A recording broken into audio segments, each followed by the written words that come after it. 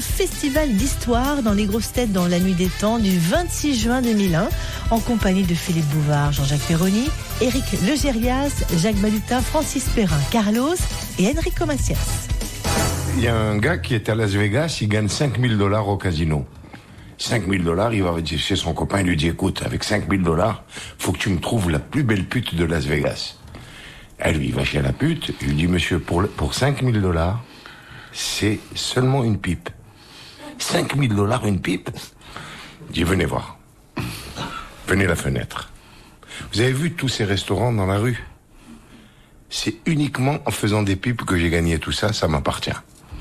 Ah, ça doit être extraordinaire. Bon, elle lui donne $5 000, elle lui fait une pipe. Il ressort de là, mais alors, fantastique. Il s'est jamais autant régalé. Il va chez son copain, il dit, je regrette pas. C'est cher, mais je regrette pas, hein, c'est fantastique. Le lendemain, il gagne $10 000. Ah, il dit, avec $10 000, elle va me faire encore quelque chose. Il va la voir, il lui dit, $10 000, qu'est-ce que vous me faites? Il dit, par derrière. Par derrière. $10 000, mais c'est cher. Et seulement par derrière. Et seulement par derrière. Venez voir la fenêtre. Vous avez vu tous ces penthouses? Eh ben, ça m'appartient rien que par derrière. Ah, c'est que ça doit être fantastique. Et en avant, il y va, et il se régale, mais il s'éclate. Le surlendemain, il gagne $50 000. Il dit, avec $50 000, il me la fait complètement. Pipe, par derrière et devant, tout, le complet. Et il va. Il gagne $50 000. Il va chez la pute et il lui dit, $50 000, je veux le complet. Et il dit, venez voir. Vous avez vu tout Las Vegas, là? Si j'avais une foufoune, j'aurais eu tout Las Vegas à moi.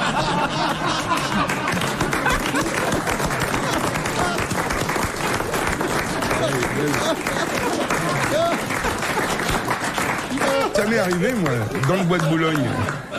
Pour se marier, on s'était habillés en gonzesse, et puis on est retourné à Paris pour repartir. Et ils m'ont jeté, mes potes, ce salaud d'Hubert, dans le bois de Boulogne avec une petite robe serrée, des chaussures à talons, j'avais trouvé du 43, une copine, et une perruque et un sac vide. Ça devait pas être très éclairé, ah non, mais tu veux pas savoir, c'était l'enfer, parce que, bon, d'abord, il y avait les flics qui passaient, non, moi, je me planquais derrière les arbres, et d'un coup, il y a deux putes qui sont arrivées, ils disent, qu'est-ce que tu fous là, toi, la grosse? Je dis, eh, attends, moi, je suis pas là, je suis un mec. Ils ont dit, mais nous aussi.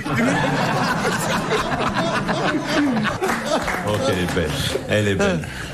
Non, c'est la dernière histoire juive qu'on m'a racontée hier soir. C'est un père juif il explique la vie à son fils. Il lui dit, mon fils, quand tu dis j'achète, tu achètes. Quand tu dis je vends, tu vends. Quand tu dis je donne, tu dis.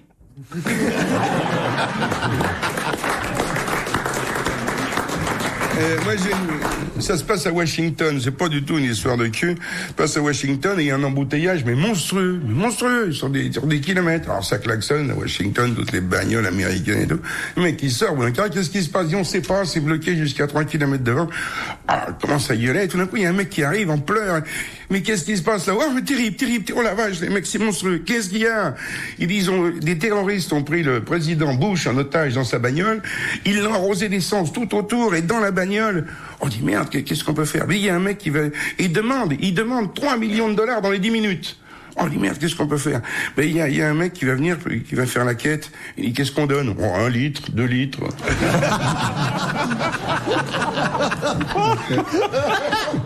Qu'est-ce que je vais retrouver, moi? Si, c'est la petite fille, là, qui est chez le coiffeur, de mignonne, comme ça, avec le coiffeur, on lui coupe les cheveux, puis là, elle mange un bonbon, madame, d'un coup, le coiffeur, elle fait, alors, ça va bien, ma petite fille? Bah, ça, hop, elle fait tomber son bonbon, alors, elle veut ramasser, puis le coiffeur lui dit, non, mais ma petite fille, fait ton berlingot et plein de poils, fait, c'est pas vrai, j'ai que 4 ans.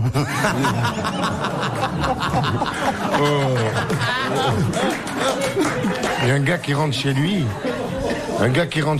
Et personne ne fume à la maison. Il vit tout seul avec sa femme. Il est 1h du matin. Sa femme est couchée dans le lit, mais le lit complètement défait. Il y a vraiment un cigare à 3/4 encore allumé qui fume encore.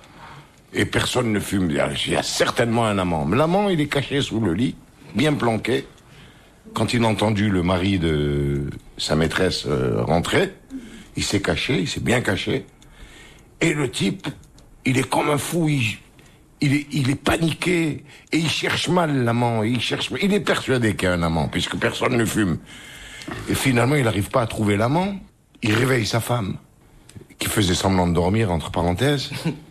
Il lui dit Rachel, d'où il vient ce cigare?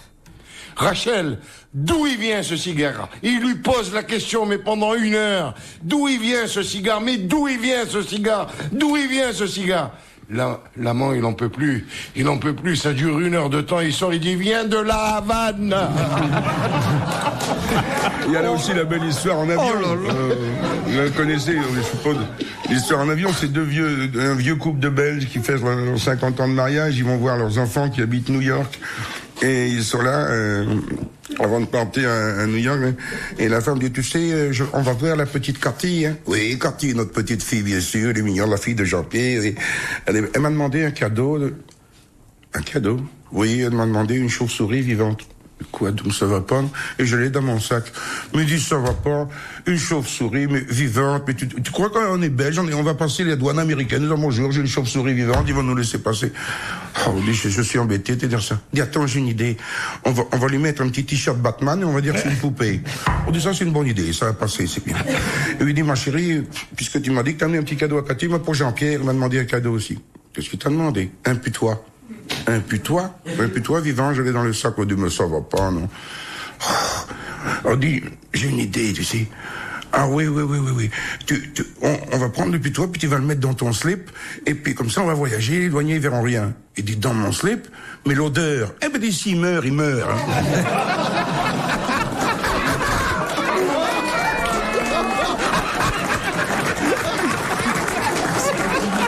Dans la nuit des temps des grosses têtes sur RTL, dans un instant. Qui a dit? Ah, c'est Clémenceau. Oui, c'est Clémenceau. Clémenceau. Bonne réponse. La question est mal formulée. De qui Clémenceau a-t-il déclaré? Rajoutez Alors... un charbon. Clémenceau à charbon. Oui. Non, je veux pas. Je ne veux pas. Je suis pas encore tombé assez bas. À la mort de qui Clémenceau a-t-il déclaré, en entrant dans le néant, il a dû se sentir chez lui? Et c'est un homme pour lequel les grosses têtes ont une révérence, pour ne pas dire un culte, une admiration et un soupçon d'envie. Ah bah c'est le président Félix Faure. C'est Félix Faure. Bonne réponse de Jean-Jacques Ferroni. Madame Stenner. Surnommée la pompe funèbre. Ouais. Ah oui. Le président a-t-il C'est encore... beau de mourir comme ça. Quelle merveille. C'est merveilleux. Attendez, c'est fabuleux. Merveilleux. C'est plus drôle que De Gaulle en faisant une réussite. Hein. Quel âge il avait? Félix Faure C'est pas vieux, il doit Non. avoir 68, 60. Non. 69 Ouais, 69. 69. Mais il Et- les a pas eu. Ce qui l'a tué, Juste avant. c'est aussi le Viagra de l'époque, hein, car il avait pris des dragées des petits- aphrodisiaques. Ah, il y a des dragées là-bas. Voilà, l'histoire De la telle qu'elle Cantaride. est, l'histoire telle qu'elle est racontée par Couillard, qui était son valet de chambre. bien sûr, Rémi Couillard. C'est un bon Ça père. s'invente pas. C'est un bon père. Il sait que Madame Stenel va venir dans son bureau, donc il prend une dragée pour lui la mettre en forme. Et à ce moment-là, l'huissier vient l'avertir que le nonce apostolique demande à être reçu d'urgence. Ouais. Il reçoit le nonce. Bon, Il aurait pu lui en il s'en fout. Il avait une robe. Bon cœur. Bon, il se contient. Mais il se contient, oui. Comme quoi, il faut Quand se taper le pour pas mourir. nonce est reparti, il s'aperçoit que Madame Stenel va arriver et que ouais. la pilule va aura cesser plus d'effet. son effet. Il s'en Donc, remet un coup. il en remet une dose. Ah, voilà. Oui, c'est ça. Il y a une overdose de... C'est à cause du nom. Il y a des mecs qui prennent du Viagra, ils font ça, hein, ils le coupent en plusieurs parties parce qu'il y en a, ils en prennent 100 mg et ils voient des papillons, il paraît. Alors, ils les cassent en deux, en trois. Faut prendre du Viazac. Ouais. Ah oui, ça c'est. Ouais. Viazac. Moitié Prozac, moitié Viagra. Ouais. Tu prends un le matin, tu bandes pas, mais t'en as rien à foutre. Une vieille dame aussi qui sort du supermarché dans une cité. Elle est là avec deux gros sacs. C'est une vieille dame charmante. Elle voit deux mômes là qui sont là avec la casquette à l'envers. Ça va, là, Yovier, regarde. Mes petits enfants, voulez-vous m'aider à porter mes sacs? Ça va pas, là, Yovier, de porter les sacs. On a autre chose à foutre. Elle dit, mais je vous donnerai 10 francs. 10 francs, tu te fous de notre gueule, on a rien à foutre. On n'est pas là pour bosser. Et je vous donnerai du shit. Oh, la duchette, la yeuvier. Bon, allez, on lui porte ses bagages, il lui amène ses paquets. Il dit, alors, ton shit. Attendez, oui, je vous ai promis, elle ouvre le frigidaire. Fait shit orange ou shit citron? Question de Madame Fontaine. Que désigne le droit canon sous le titre de sodomie imparfaite? C'est quand c'est juste au bord. Oui. C'est quand c'est pas tout rentré. Non. C'est juste, c'est un peu libidineux. Oui. Libidineux. Non. Ben, sodomie imparfaite, oui. C'est quand elle n'a pas été consommée. Non, mais c'est pour désigner... Des amours platoniques entre hommes Non. Entre femmes. Exactement. Ah oui, avec c'est le lesbianisme oui. qui est pour cause ne s'accompagne pas de pénétration. C'est une bonne réponse de Francis Perrin. Ça me rappelle une histoire. Puisqu'on est dans plein de... Moi, j'ai eu peur de la raconter. Alors là, vous me donnez l'occasion. C'est 2 milliardaires qui se rencontrent. Il lui dit, on a tout eu dans notre vie. On a tout eu. Maison à Paris, hôtel particulier, une résidence secondaire à Cannes, une maison de campagne à Deauville, des yachts, le tour du monde. On a tout eu. Qu'est-ce que tu veux qu'on demande de plus? Qu'est-ce que tu veux? Je suis blasé. J'en deviens même malheureux. Son copain, il lui dit, mais tu as peut-être tout connu, mais il y a une chose que tu n'as pas connue. C'est la sodomie. Je dis, quoi? Tu me proposes un truc pareil? Il dit, il faut que tu connaisses tout. Il n'y a pas de honte. Il y a un organisme spécial, mais attention, ça coûte très cher, hein. Ça coûte 50 000 francs le centimètre. 50 000 francs le centimètre. Oh, il dit, oh, j'ai les moyens, je vais me faire 4 centimètres. 4 centimètres, ça va. Alors, il arrive comme ça. Puis, un grand mec, il dit, bonjour monsieur, vous désirez combien de centimètres? Il dit 4 centimètres. Ouh, bon client. Très bien. Vous allez vous régaler. C'est pas complètement tout, mais ça va, vous allez vous régaler. C'est très bien. Il le met devant la porte, comme ça. Il le déshabille. Et il lui rend un premier centimètre. Un deuxième centimètre. Un troisième centimètre. Un quatrième centimètre. Et d'un coup, il y a un coup de vent. La porte qui fonce sur le derrière du type. Et il lui enfonce tout. Et le mec dit, merde, je suis ruiné. Philippe Bouvard sur RTL, 4h, 4h30, les grosses têtes dans la nuit des temps. Les grosses têtes dans la nuit des temps du 26 juin 2001, en compagnie de Philippe Bouvard, Jean-Jacques Perroni, Éric Legérias, Jacques Balutin, Francis Perrin, Carlos et Enrico Macias. Ça se passe en Angleterre et c'est un Real TV. Real TV. Real. Comment? Real. Comme s'il y avait un i. Real TV. Voilà. Oh, que c'est beau. Ah oui. Alors, en matière de Real TV, Ça se gâte un peu, là, maintenant. Il manque un peu de A. ils ont lancé une émission qui s'intitule Rogue Science. Oh là. Oui, alors là, je sais pas. Là, Et play, s'il vous plaît. Méplé? Vous méplez? Et moi, vous m'appelez beaucoup. ROUGH. Écoutez-moi, je suis spécialiste, je suis de Babel Toued. Et science, comment ça? Science. Ralph Science. Oh là là là là. Ah oui, c'est une langue étrangère, hein, Philippe. Ah, on a envie de cracher après chaque mot. Hein. Bon, bref, ça met en scène 5 candidats sur une plage.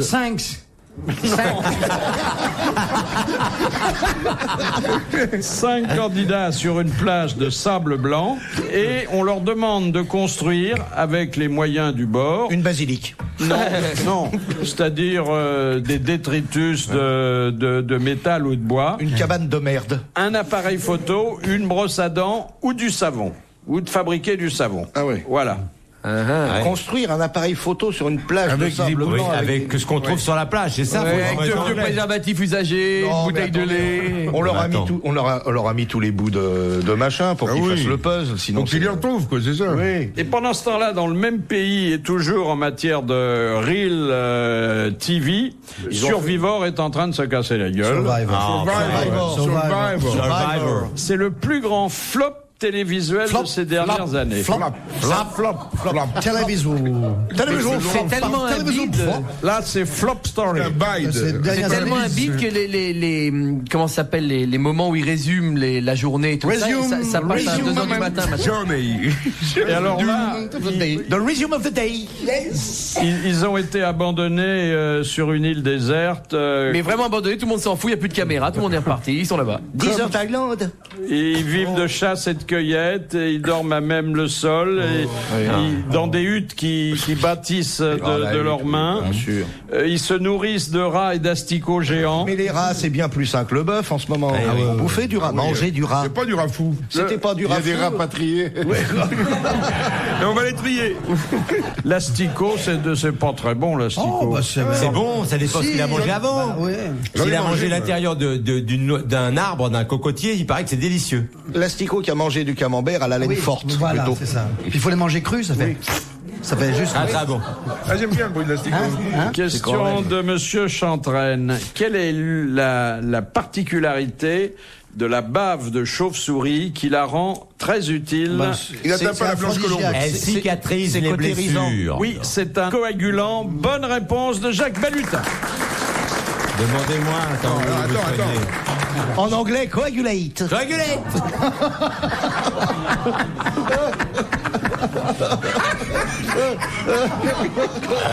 Question de Monsieur Léger. Lors d'un repas russe, de quoi est dispensée une femme? De boire cul Casser sec. le verre. De jeter le verre boire par cul sec. Exactement. Oui, de faire cul sec. C'est Éric Logérias qui... Non, C'est pas du tout, c'est l'alcoolique. C'est l'alcoolique, toujours l'alcoolique. Attendez. Écoutez, Voulez-vous que ce soit qui réponde à ça? Il n'y a que lui qui sait ça. Il n'y a que lui qui a fait des repas russes. Tu dois piquer les verres dans les repas. je ne vous demande pas de commentaires et je vous demande d'accueillir avec moi Lily Cartout, qui est l'auditrice du jour. Bonjour Lily. Bonjour Philippe. Allô? Oui. Il n'y a pas de problème, votre sonotone marche bien. Ah, il marche très bien, bah, c'est parfait. Écoutez, vous allez illuminer ma journée comme le soleil qui fait dehors. Oh, vous pouvez le répéter encore une fois? Vous Oh, que allez c'est bon. illuminer ma journée comme Oui. le soleil qui fait dehors. Ah, j'ai pas La eu... Rochelle? On fait dedans. 13e dans le quartier des Asiatiques. Chinatown. Oui, Chinatown, bah oui.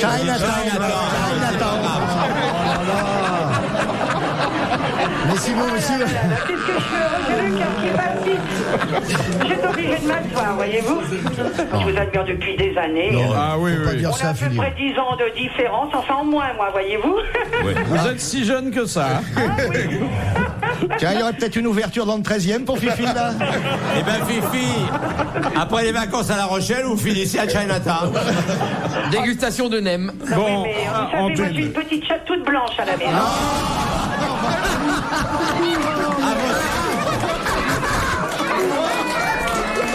Vous n'êtes pas si jeune que ça. Vous n'êtes pas si jeune que ça, madame. Vous nous avez menti sur votre âge, madame. Vous savez, ça existe, la teinture. Mais ça brûle. Le naturel revient au galop, vous le savez. Ah ça. bah oui, évidemment, écoutez, vous saviez où vous alliez tomber. Ah oui. Vous nous avez tendu des verges. Philippe vous apportera du kit-équette. En tout cas, en attendant les grossettes, vous vous rasez jamais. Merci pour Merci, votre Lily soutien Lablanche. et pour votre gaieté dont on sent qu'elle vous est naturelle madame. et à laquelle la nôtre a répondu aujourd'hui. Merci. Merci Lily.